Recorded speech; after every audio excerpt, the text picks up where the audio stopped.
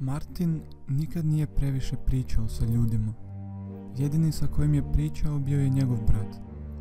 Njegov brat koji nije imao ime. Martin ga je često pitao kako se zove, ali njegov bi mu se brat samo nasmiješio, ne davajući odgovor.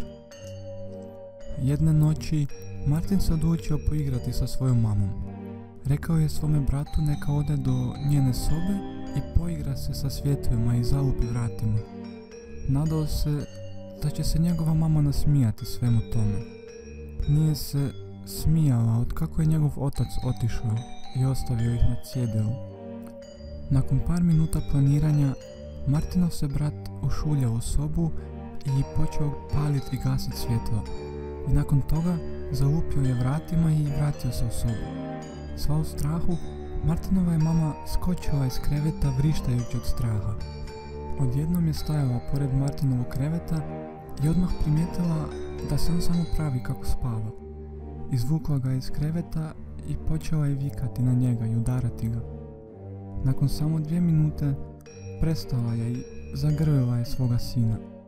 Suze su joj krenule niz obraz kad je rekla: "Oprosti, ljubavi moja, ti si moj jedini sin i ovo se više nikad neće ponoviti.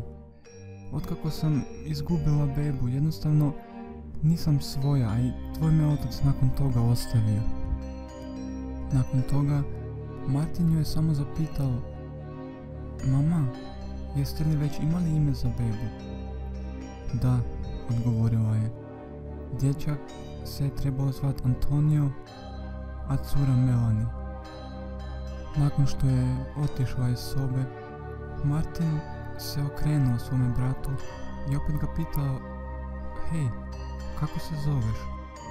Ovaj put nije bilo smiješka na licu, samo tužno lice dječaka koji je saznao da nikad nije bio živ.